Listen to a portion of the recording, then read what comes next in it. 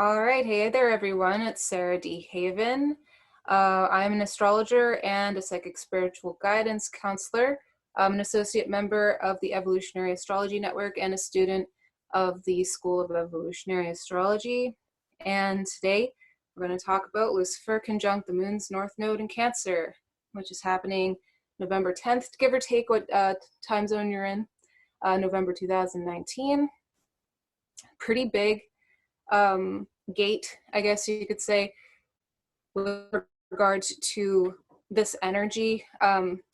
It's pretty interesting because we have a closing gate that is happening with the north node of Cancer, or north node of the moon in Cancer. And then we also have this new energy with Lucifer recently entering into Cancer in recent months. We also have a lot happening with transits in and amongst the collective over the last little while and what's to come. I mean, we've got all this Capricorn energy with Saturn and its own home sign of Capricorn. We've got Pluto and Capricorn, which will be hitting in, I think it's 2022, conjunction with itself as of the time America signed the Declaration of Independence in 1776. So there's some really heavy Capricornian energy, we could say seemingly at odds with Cancer energy in the sky, which is being reflected or reflecting the experience of the collective. It really is a time where structures are falling apart so that we can build anew. And we're going to go into that from the perspective of this conjunction with Asteroid Lucifer and the moon's north node in Cancer. All right.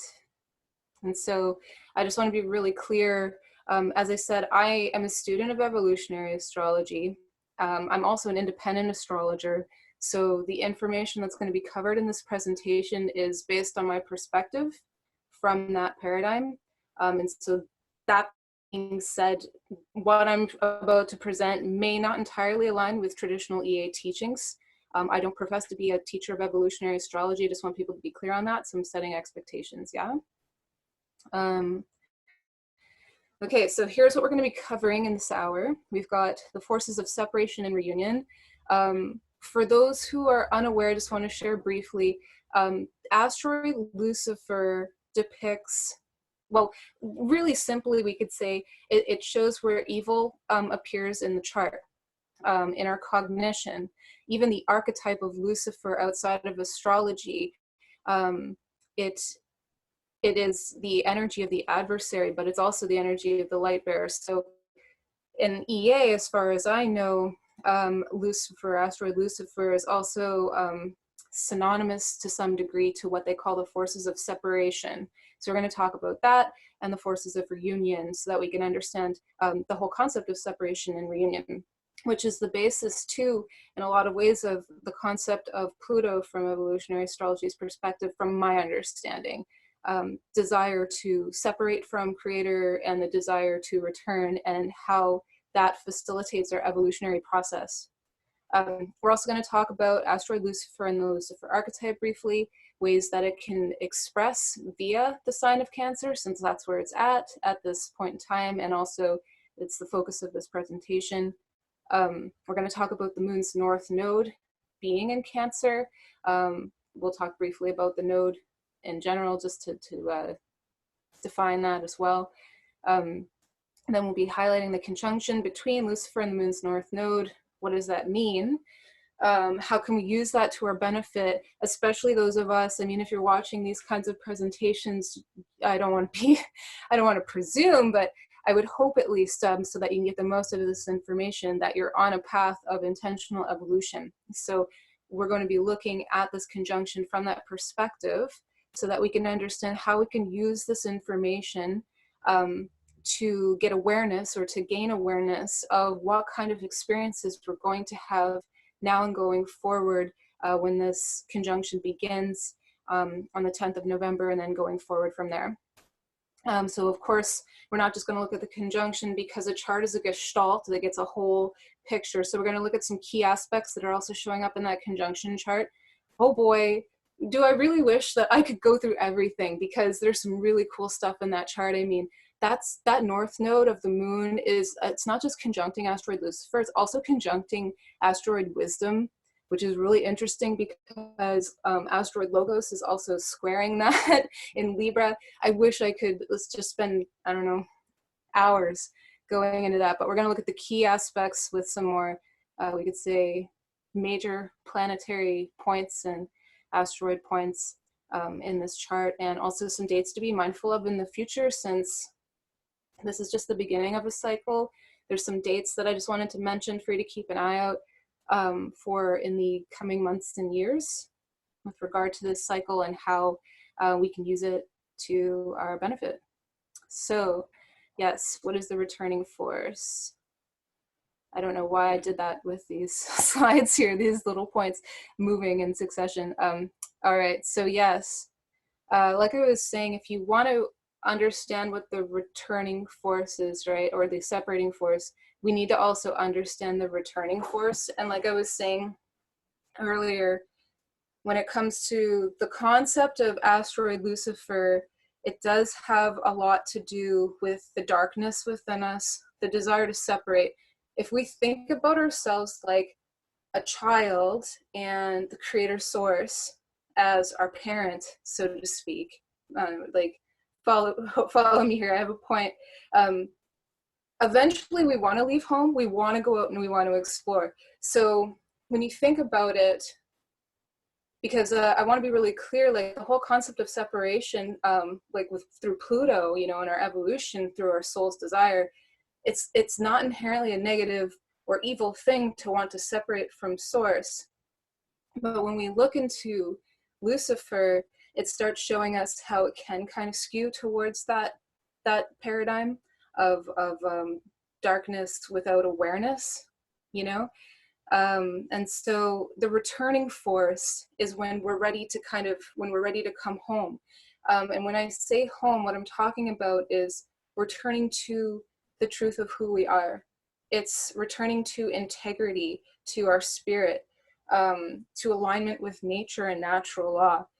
As it says here, like we know we're closer and closer to congruence with the returning forces and with our true self, and thus with home, with creator source, when we're in congruence to things like just being able to be without being impacted by trauma, without being impacted by or we could say skewed, our awareness skewed to the point of distortion with overt or too much desire, I should say. When we're in truth and integrity, we are beingness, which is synonymous with creator source, at least from my understanding. When we are in congruence with wisdom, this is a knowing that is also, it all kind of folds back into that beingness. When we're in wisdom, we're closer and closer to that returning force, right? And unity consciousness as well. If you think about it like a gradient or a spectrum or a polarity, the returning force will always be kind of pulling us toward home, just like the separating force is always kind of pulling us away. And so depending on our awareness or our soul's level of evolutionary development, that awareness of that returning force or separating force, or even the power of it, is going to vary. It's not like binary off on kind of thing, at least from what I understand. And so the returning force is always present, just like the separating force is always present, at least at this point in time in our consciousness, as far as I know. So the separating force, let's go into that. So let's see what I've written here. Energy that intends to move away from home. Yes, like I was saying. So home is synonymous with creator source. And I asked the question, is this always bad, or is it a gradient, a polarity, home and away, which I just explained. Separating force energy can range from fine to subtle, to overt and gross, felt and experienced on all planes of existence, social, cultural, spiritual, somatic, mental, emotional, etc. So what do I mean by social, cultural, spiritual, somatic, mental, emotional? Well, the separating force can impact our mind as far as what our self-talk is like, the separating force can influence our feelings as far as like what's going on, how much fear do we have, how much shadow, like jealousy, greed, hatred, lust, hubris, you know, narcissism. How is it affecting us somatically? Like, how much energy do we have? Are we feeling listless? Are we feeling energetic? Are we able to transcend those sensations with the power of the will that is connected to our spirit? You know, sometimes if the separating force is really entrenched in us, we can feel so listless, even though inside our spirit and our soul is telling us that we need to get up and do something. Apathy can be part of that too, right? And so the mind and the emotions can also connect to the somatic response in such a way where we might just want to distract ourselves constantly, maybe eat a lot of bad food with a lot of artificial ingredients, or food that we know isn't good for us, that our intuition is telling us not to eat, but we eat it because we like the response we get, like sugar, for instance, something of the sort, salt. Spiritual impacts from the separating force can depict through, well, you know, it depends, I guess, on the quality of our spirituality. Like, are we focused on unity consciousness? Are we focused on a dogmatic spiritual belief that's exclusionary? These kinds of attributes and qualities that I'm describing are synonymous with the separating force, and this is how we can tell, because it's calling us away from home. It's calling us away from the integrity of our spirit most of the time, at least from what I understand, right? And we can see that socially and culturally too, with the concept of like systemic racism, colonization, capitalism, like, and capitalism, of course, like it neutrally, it's not necessarily a negative, but we can see it going way into the distortion, socially, culturally as well, with the way that we are, as a blanket statement, as a culture, a world culture, quite apathetic to the damage that we are causing to the planet, the genocide of species that we are all culpable in, are culpable for. This is in the separating force because it's so subtle, right? Like it can be very subtle. It can just whisper to us rationales and excuses and reasons as to why it's okay to use single-use plastics, to eat factory farmed meat, to ship palm oil in from halfway across the world to put on our vegan popcorn.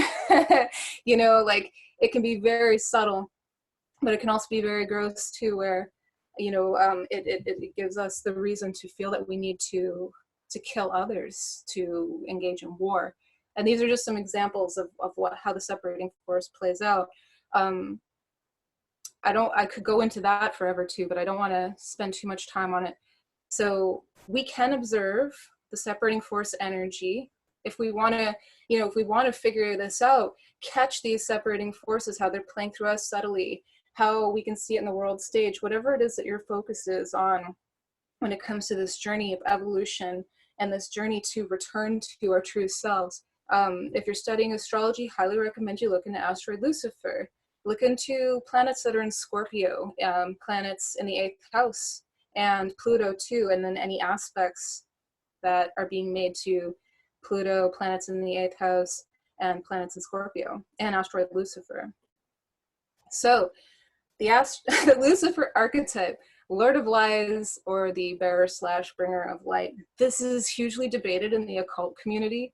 So I thought I'd throw this in here too, because to get perspective on Asteroid Lucifer, or any asteroid, it makes sense to look into the lore and the mythology. Helps us a lot to gain perspective and how we can use it in a chart to glean very useful information about the archetypes that exist within the consciousness, the psyches of all of us. And so some would assert that Lucifer is actually a light bringer, that light, Lucifer, is synonymous with truth. Light and truth are synonymous.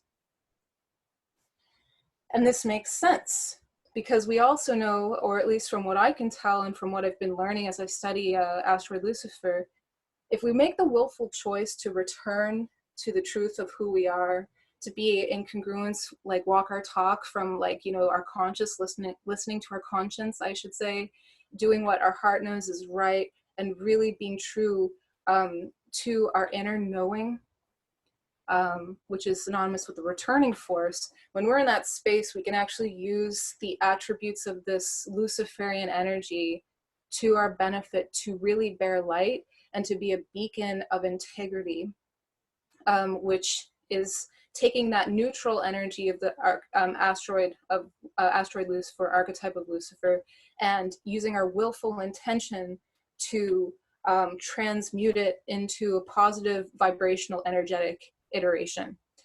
But the state that we're in as a species, this is quite challenging, right? Because there are a lot of forces, interests, individuals, and also generational indoctrination, we could say, for lack of a better term, that has brought the species to a point where it seems to be easier to lean into the Lord of Lies part, where we're all in, you know, up in our fear, denial, and shadow feelings, you know,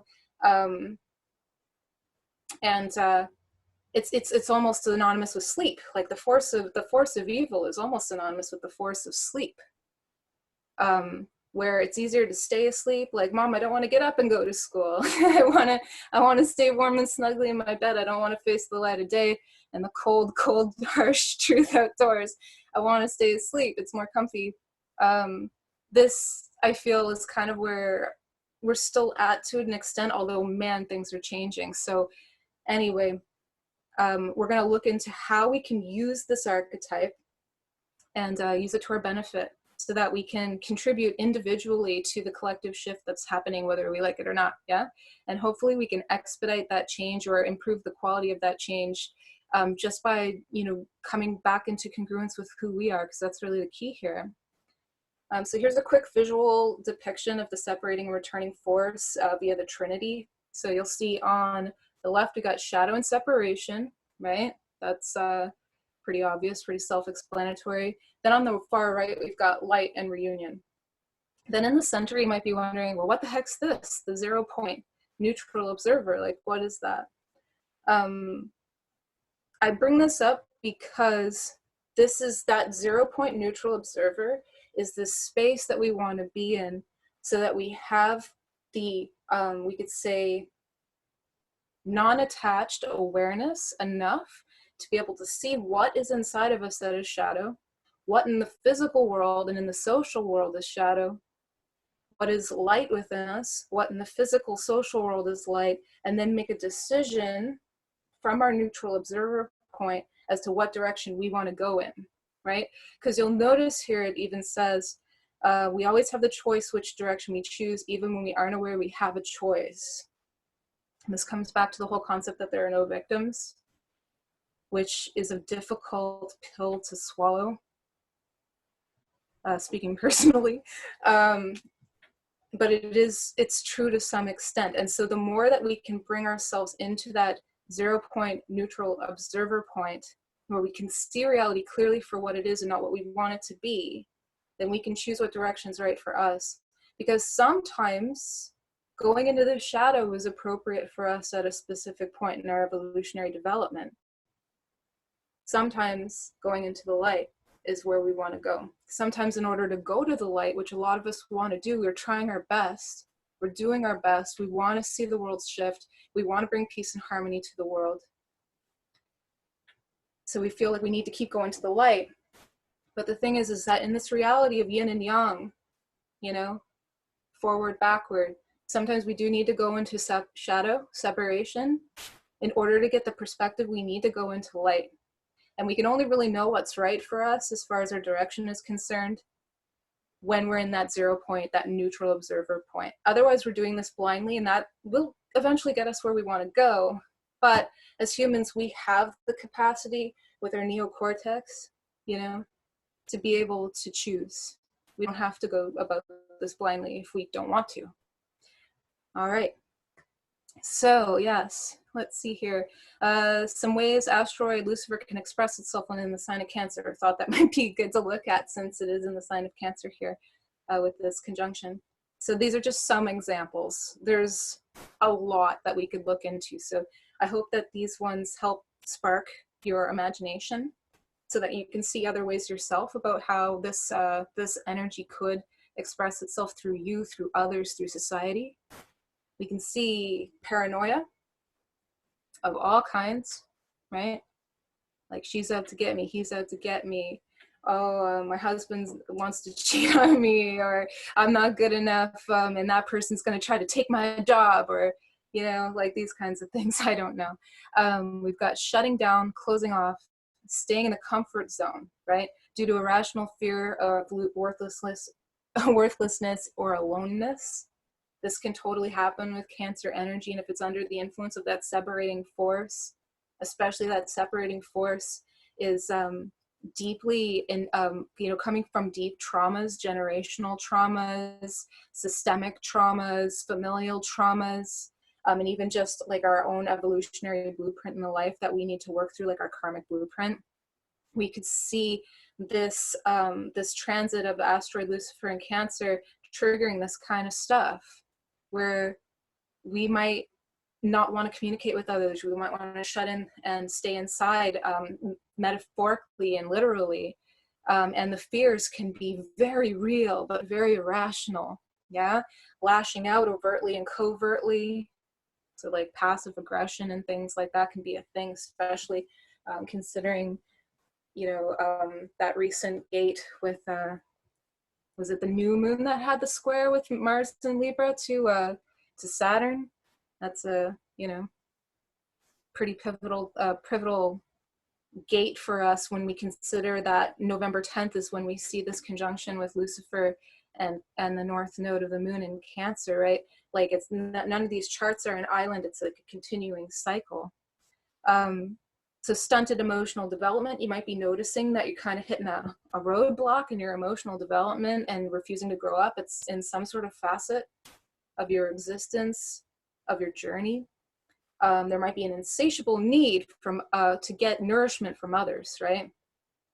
My slides grammar there is pretty bad, but like it could be some sort of emotional or energetic vampirism where we're kind of, whether we're aware of it or not, using others to get nourishment, and that we just can't fill that void. Our stomach just keeps wanting more and more and more. Emotional manipulation, overeating, comfort eating can totally be a thing. Pay attention to these things, you know, if you notice these happening. Allowing emotions to fester, believing that we will never be understood or heard is another one too. So just kind of wallowing in a feeling of not being seen for who we truly are on the inside, like that inner emotional identity, right? You might also see difficulty connecting with empathy for self or others, especially if you've got a deficit of water or water house planets, right? So like what I mean by that, deficit of water signs in your chart, or a deficit of planets in water houses, you might notice that it especially so might be difficult to connect to empathy for self and others. But we could look at that on the flip side too, because water is so sensitive that, especially like say if it's a Pisces energy, and we're all in Neptune and Pisces right now, so how does it ever effing hurt? I almost completely swore there. To live on this planet, it's pretty painful. And so what does Pisces energy like to do, Neptune energy like to do, when it's overloaded with emotional stimulation, especially when we're dealing with this Cancerian signature here that we're talking about? It might just want to numb and not pay attention and kind of ignore, you know, and disconnect from empathy. And since Neptune's such a, you know, slow transit, we're still living, we're going to be living through that for a while, where we're learning to feel our feelings and let go of the fact that, you know, it is painful to live in this existence, especially being so in distortion with the natural order of things. It's just so so obvious to me that this is a lesson that we're seeing through Neptune, and that that lesson is, from what I can tell at least, I mean, this is subject to change with time as our awareness develops through this transit, but it seems to me like we're being asked on some level to not let go of the pain to numb it, but let go of numbing the pain so that we can really feel the trauma of ourselves and the collective, and the implications of that too, to really acknowledge that, so that when Neptune goes in the Aries, we can maybe start taking some action on that in a spiritual way. So yeah, let's consider if we were in will with the reunion force, the returning force with reunion, with coming into integrity with our true self, how that could iterate through Asteroid Lucifer when we're bearing light. You can see emotional self-reliance, right? Don't need mommy and daddy to take care of us. And that could be like mommy and daddy literally, or mommy and daddy government, mommy and daddy authority figure, anyone that we've projected the parental figure onto. Secure self-image, you know, knowing who we are, not needing other people to understand us because we're endeavoring to understand ourselves more and more. Presence with self, being one's own nurturer, being a good mom to ourselves, right? And then, of course, if we consider the south node of Capricorn, being a good dad to ourselves as well, because this conjunction with the moon's north node is also going to be affecting the south node of Capricorn, right? So we got to be a good disciplinarian, good protector, good nourisher, good hugger, good mom, right?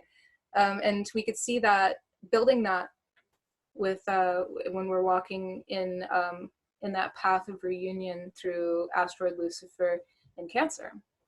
So healthy food choices based on intuitive eating, you know. So if our intuition's telling us we should put down the fork and maybe not eat everything on our plate, if our intuition's telling us maybe that we should be eating leafy greens rather than chips, you know, we want to kind of listen to that. And if you're feeling called to do that, this is showing that you're walking that bear of light path at this point in time. Growing ever more resilient emotionally, but not in such a way where you're hardened, right? But just so that you can feel your feelings and not be, I guess you could say, possessed by them. And so realization that our feelings do not define us. And this is especially important when considering shadow work and shadow emotions and feelings, because we can, especially if you're somebody with deep Luciferian connections in your chart, like, you know, you've got conjunctions to major inner planets or trines or squares, like very tight connections with Lucifer, or Pluto, or Scorpio, or maybe you're just this kind of person and it's unexplainable by those signatures. Like, let's just say you might be a dark, shadowy person. Just understand that those feelings don't define you. It doesn't make you evil. You get to choose, and your actions will dictate that. All right, so let's get through this a bit more. The moon's north node. I'm sure most people who are coming to this talk at least have a rudimentary understanding of the moon's north node, but I wanted to share a little bit here to, you know, just facilitate the learning experience here. So the moon's north node describes, just simply, how we're evolving the emotional body, right? And so thusly, it's the moon's north node is also describing how we are evolving our inner sense of self and how secure we are in that. When this moon, or when this node is in Cancer, the moon's node, it underscores evolution, emotional evolution, inner evolution through, again, the emotional body, right? Experiences with our family and those that are inside of our home. And this can also, we can get a little more macro with this and consider our country, where our borders lie, a little more esoteric there. Other themes that we're going to see too are the experience of empathic communication, the quality and or lack thereof with self and those we come into contact with. So we're kind of learning about how we connect to others. How closed off is our shell? How do we approach empathy? Are we being drained? Are we giving too much? What's the quality of our giving? these kinds of things. So another too is the connection to our yin yang, or masculine and feminine energy, how safe we feel to express, embody, and acknowledge these parts of us. And of course, it's not just the moon's north node, because we're also looking at the south node. Like that whole polarity of Cancer and Capricorn has a lot to do with the yin and yang, the masculine, feminine, anima, animus, right? And so with the moon traversing through this polarity, north node being in Cancer, south node being in Capricorn, we can see, you know, that there's, I mean, we can just look around, like look around socially, look at social media, look at TV, look around you. I mean, maybe I live in a progressive town, but there are a lot more androgynous, or people expressing androgyny, you know, expressing their natural, we could say blend or ratio of masculine, feminine energy. And so with the moon's north node, we're kind of learning how to, being in Cancer, I think, nourish that. You know, love ourselves unconditionally. Our mom's going to love us no matter what. And our dad's south node is going to protect us and make sure we're growing into true integrity, like a person that is exemplifying that, right? And so that's going to be through those gender roles too, right? I hope that makes sense. Other themes too, memories from the past that had impact on our emotional development. These are things that are going to be coming up in our life. And food and our relationship to nourishment, like I was saying earlier. So what are we eating? What are we imbibing? And this is not just like what we're putting into our physical body, right? It's our mental food, our emotional food, our spiritual food. Like, what are we paying attention to on social media? What are we watching on Netflix? Are we watching Netflix? Are we paying attention to, you know, what are we paying attention to? What are we bringing into our energy body, our etheric body? You know, these kinds of things. Let's see. So, yeah, I wanted to touch on this as well. The benefit of knowledge of the Trinity. Yeah, it's good to kind of look into this whole Trinity thing when it comes to looking at the moon's nodes, right? So we've got our past with the south node, the roots, the memory, security, and then in the north node, we get the trajectory, the future, the unknown. And again, in that center, we've got the neutral observer point, right? And so it's so important to know that the north node doesn't automatically mean positive evolution, and the south node doesn't automatically mean things that we need to put away.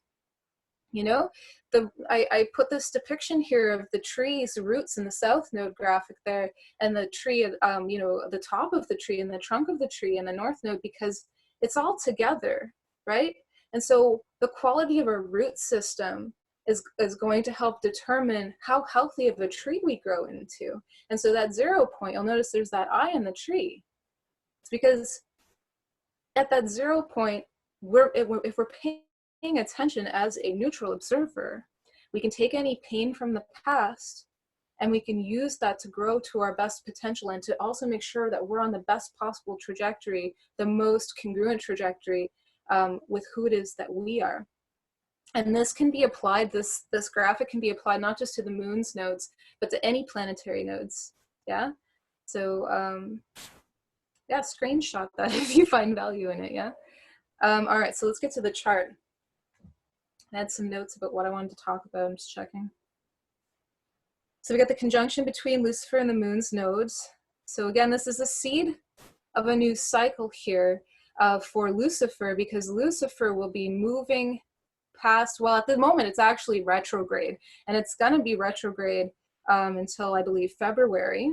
We'll look at those dates in a little bit here, but when it is ready to finally pass this node, it will be going into a whole new cycle of that path of Lucifer, which is approximately 4 years and some odd months, I believe. And so when we look at this, I feel like it's a really compelling point for us as a species. You know, we've got Lucifer conjunct the moon's north node.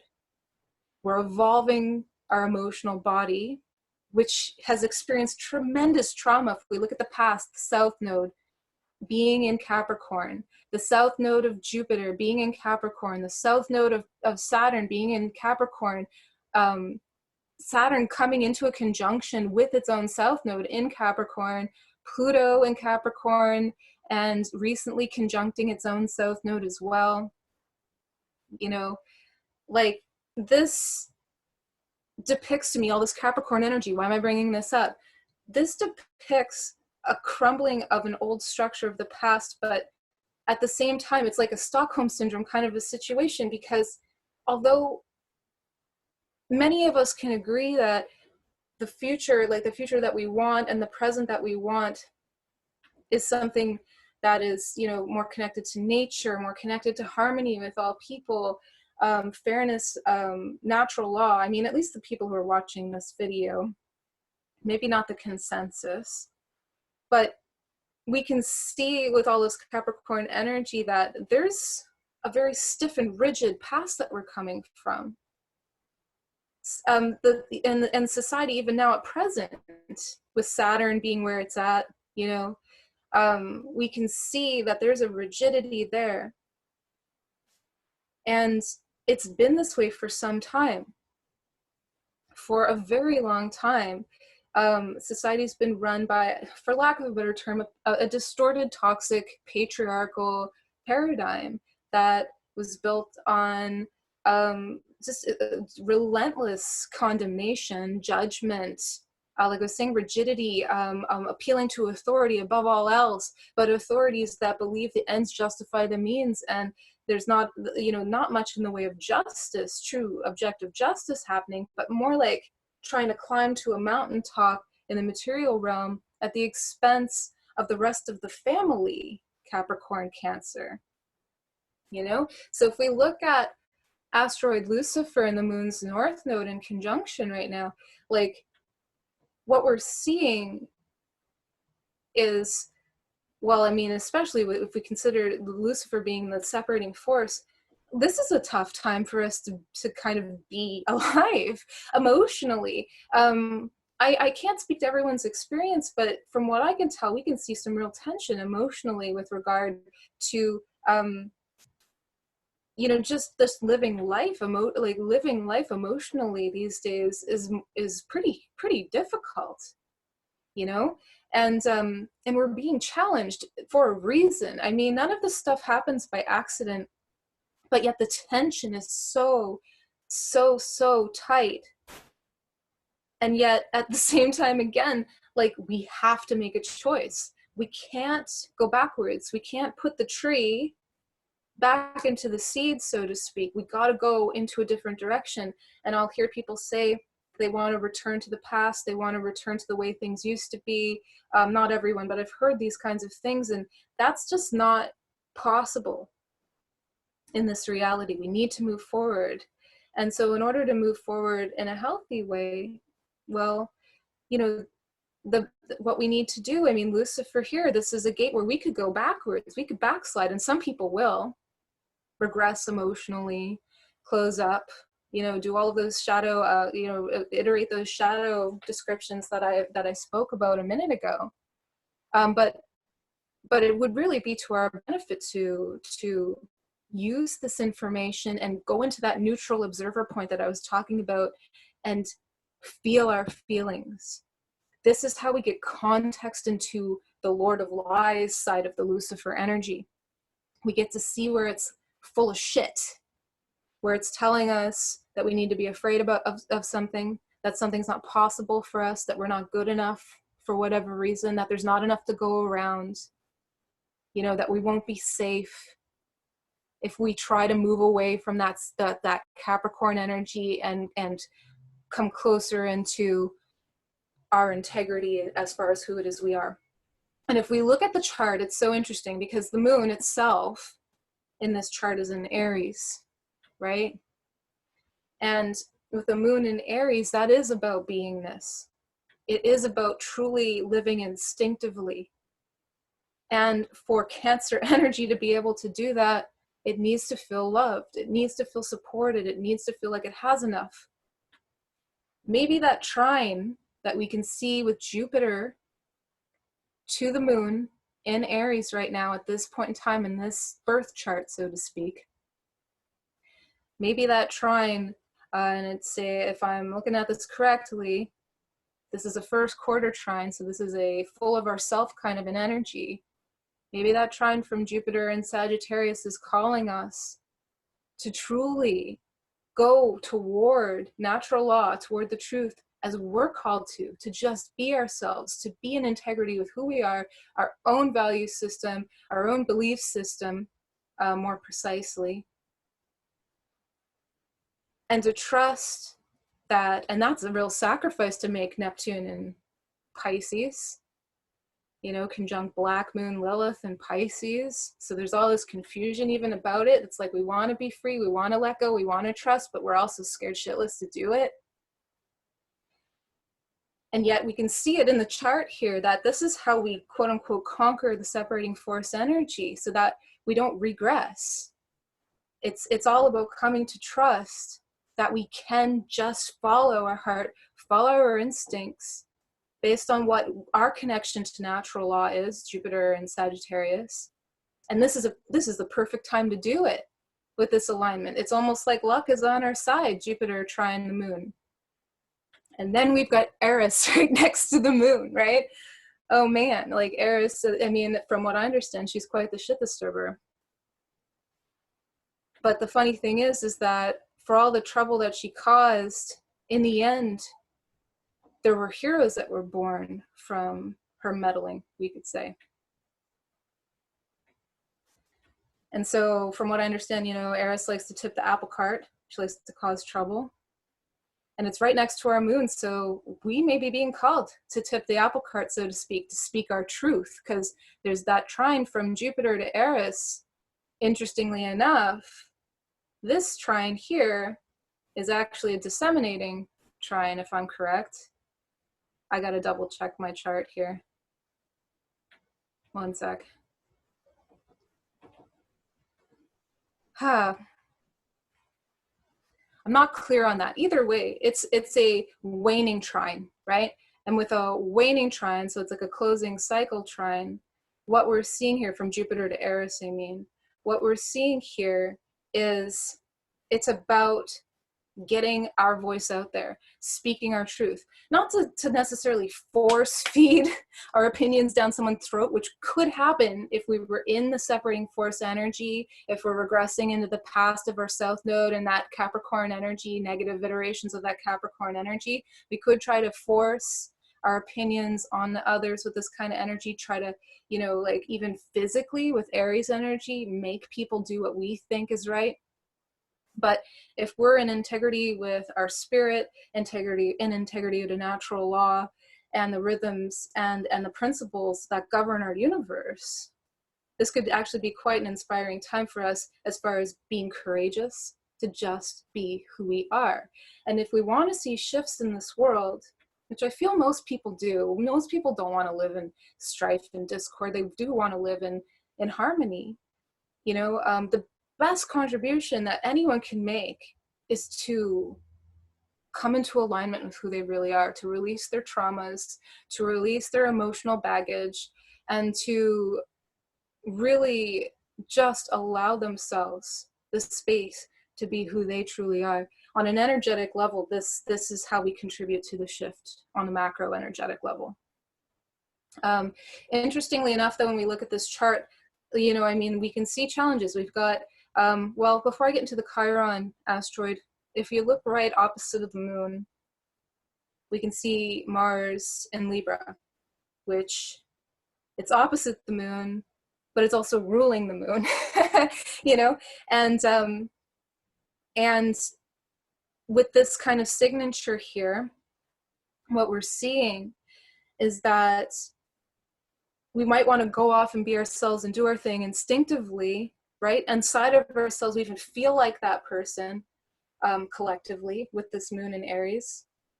You know, and this is on November 10th. This is, you know, showing what's going to be the dynamic of that time. It's this gate opens. We're going to be feeling ready to go, ready to be who we want to be. But then the Mars energy, the actual, you know, how we instinctively actually take that action. The moon's how we feel inside, but the Mars is how we're instinctively taking that action. Mars is a little more I guess you could say passive. I mean, Mars is also ruled by Venus in this chart, which is ruled by Jupiter. So sharing our ideas, aligning with people who are on the same page as us is going to be a thing to some extent, you know, kind of maybe dealing with our own, we could say, congregating with with our own circles that kind of agree with us, our own echo chambers, maybe even perhaps. And yet, you know, from what I can tell with this Mars too, it might be afraid to take action always, like especially direct action. This is a Mars, though, that is focused on justice and fairness and balance, wanting to equalize. But yet, because Libra is an energy of extremes, we may be struggling to do so in a way that is balanced, that is a fully objective, scientific in a sense, you know, and detached from our projections, our expectations of others, right? We may be more motivated to see what other people should be doing, but not doing it ourselves. And so that's something to be mindful of, right? Because if we are mindful of that, then we can see the situation more objectively, which can help us to have the courage to speak Libra in integrity to who it is we are on the inside. And we can also use our penchant to connect to others at this time from Mars and Libra, to connect to people so that we're sharing our voice, but we're also listening to others too, so we can get their perspective and see that there is room for all of us to be who we are, right? I hope that makes sense. And so I also wanted to touch on Chiron and Aries too. So from what I understand of Chiron energy, it is, and thanks to everyone in the EA community, like Ari Moshe, and I think it's Kristen Fontana, I hope I'm saying her name right. They have a really great series on Chiron right now, going through all the houses, some really great information on that. Well, the reason why I'm bringing that up is Ari brought up one way to look at Chiron, which is it's our wounding, but it's also where we wound others. And oh boy, are we capable of wounding others. We've got Chiron and Aries, you know, since it's synonymous with Mars, and Mars is synonymous with how we fight, how we take action. It's our masculinity, it's our solar plexus, you know, so to speak. And so when we have a Chiron and Aries ruled by a Mars and Libra, this may also increase our propensity, if we're not aware, to project onto others stuff that's going on inside of ourselves.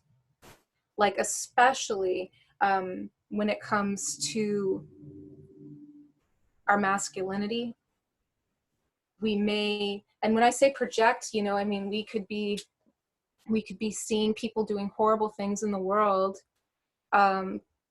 taking horrible action that's violent and harmful to others, and not see how we're doing it. It may not be on the same scale, but, or it might even be above that scale. I don't know you personally, but our Chiron is showing us, you know, where we could wound others. But the big thing about Chiron too that I'm noticing in this, when I look at it in relation to the fact that the moon is also in Aries, it kind of seems to underscore the fact that it might be painful for us, scary for us, to just be who we are. Especially if you think about it this way. Aries doesn't think. If you think about it this way, Aries doesn't think. It doesn't think generally.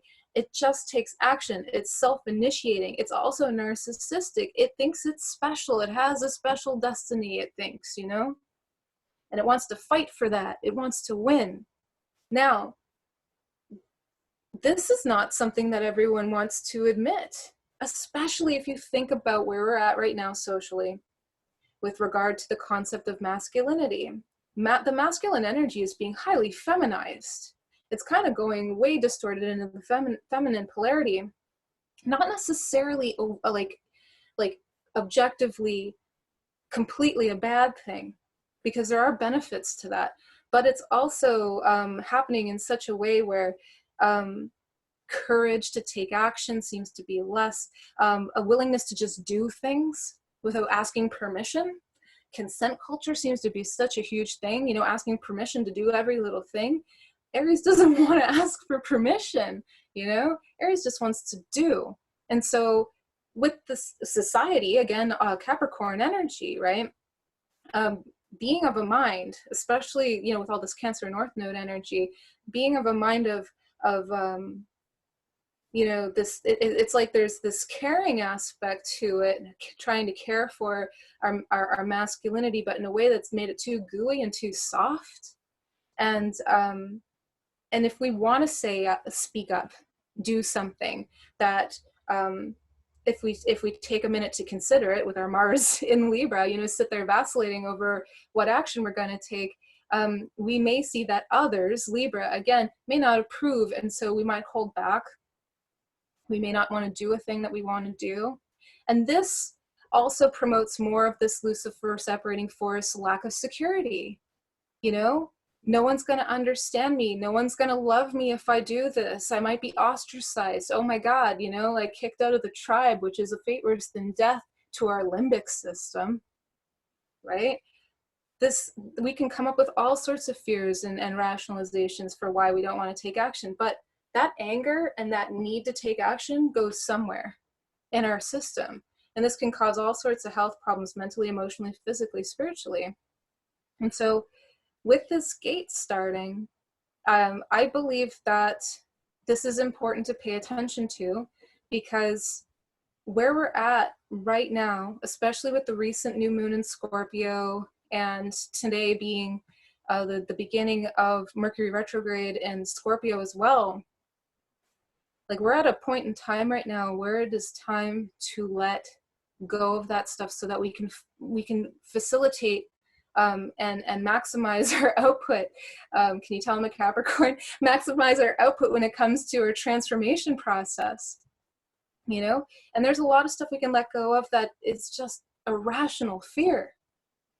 And if you spend some time thinking about this, paying attention to it, and just sitting with yourself, even testing the waters and just kind of letting yourself do stuff without asking permission, you're gonna see that a lot of the fears that you might have accumulated that seemed rational and real are just not true at all. And this facilitates courage, and it also cleans up your vibration so that it is not just raising your vibration, but bringing you into closer integrity to your true vibration, which just, it's like a domino effect, which will continue to facilitate you coming closer and closer and closer to congruence and integrity with who it is you truly are. It's an infectious energy, we could say. So be courageous and take some risks, you know, but do it from the heart. If you're coming from shadow where you're wanting to hurt, cause harm, that's probably going to blow up in your face, yeah? So before I end, I just wanted to talk about some dates to note so that you can use the North Node energy and the Lucifer energies to your benefit. And these dates are going to vary based on your time zone where you're at in the world. But of course, you know, like I said in the beginning, we've got November 10th of this year. That's a Lucifer conjunction to the moon's North Node. That's going to be at about 9 degrees, 39 minutes thereabout. And so here I've got written down, let's see here. Yeah, so what is feeding your fears, or what is feeding on your fears? Because we don't just live in the physical realm. We've got the astral and the etheric realm, and there are entities that live there, whether they're conscious or not, or whether you're conscious of it or not. What is feeding on your fears, and how does it affect your inner sense of self? How does it affect your inner emotional security, right? And then we already looked at that chart, slide 8 and 9. But if you want to go back in this video, if you're so inclined, check out a few slides ago, 8 and 9, for more information on what I'm talking about there. You can scrutinize that chart yourself, or you can listen to me. Again, you can just rewind and listen to me talk again. Wow, what a bonus. Moving on. January 4th, 2020, this one here, Lucifer, because it's retrograde right now, it's going to enter Gemini, full stillness retrograde motion at about, of course, 29 degrees, 59 minutes, right? So it's going back into a balsamic phase with the moon's North Node, which, you know, maybe that could be about tying up loose ends internally with regard to our Gemini energy and experience, right? So let's, you'll want to think about how would Gemini, like negative iterations of Gemini, out of integrity iterations of Gemini, cause influence of the separating force within you and with around people around you. So, you know, disconnecting from your feelings, wanting to rationalize things, maybe not tell the truth, like where you're lying to yourself and others could be a thing, especially if you're trying to facilitate emotional security to do so, you know, with the moon's north node, which will still be in Cancer at the time. I invite you to consider the possibilities of how that could play out in your life and in the larger sphere, in our world, our community. February 15th, 2020, the day after Valentine's Day. Awesome. Lucifer goes direct well in Gemini, and that's going to be 25 degrees, 11 minutes. And what I have here, it says, applying what we learned during the Lucifer retrograde, right? Because that's a yin phase. It's an internalization phase. It's a withdrawal phase where we're learning so that we can prepare for the direct phase when we're taking action more so, right? So applying what we learned, hopefully we learned some great stuff before the end of this cycle, you know, because remember, Lucifer will be dipping back into a balsamic before it goes into that conjunction again with the North Node finally, which happens April 9th, 2020. And Lucifer, of course, will be direct then, right? So it's almost like we're getting a little bit of a head start before it hits that conjunction with the moon's North Node. And they will be at 1 degree 59 minutes, which is really interesting because it's like one gate's opening, Lucifer direct going into a new phase, right? How are we going to bear light in that new phase of evolutionary emotional development on an evolutionary level, right? How will we be moving instinctively away from our past in that way with that new gate? And then another gate's closing around that time. We're getting prepared to close because the moon's North Node will be reaching the end of its trek through Cancer. You know, it's closer and closer to 0 degrees. So the nodes stay in a sign for about 18 months, right? So what have we learned about Cancer energy, our connection to the things that I mentioned earlier in a few slides ago about the Cancer North Node and Cancer energy and how it iterates? What have we learned? Yes, where are we in lie?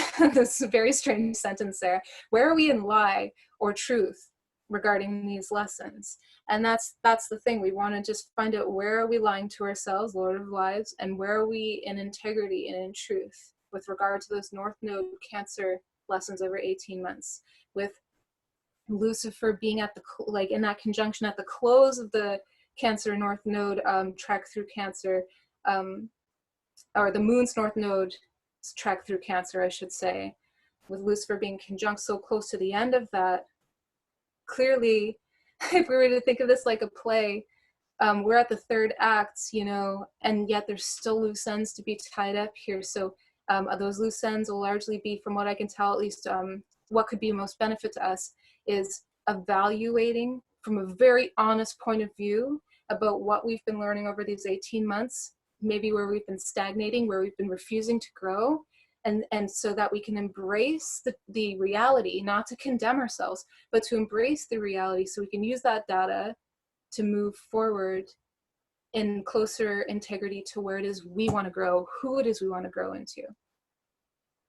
And so this concludes today's meeting on Asteroid Lucifer, conjunct the moon's North Node in Cancer.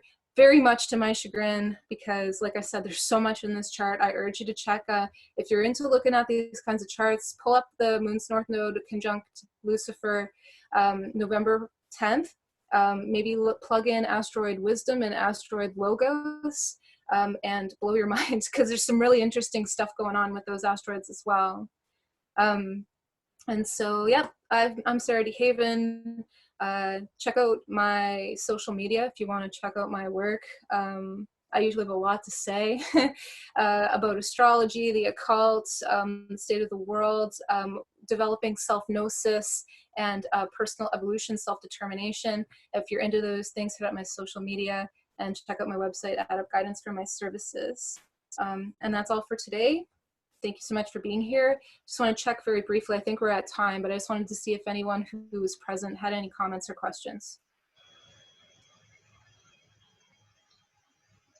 Sarah, it's Linda. I will just mention that the south node of Lucifer today is at 4 degrees Virgo 31. And the north node of Lucifer today is at 26 degrees Capricorn exactly. Just mentioning that, people, and you can find that on the website called truenode.com. Okay, so any final comments from our audience?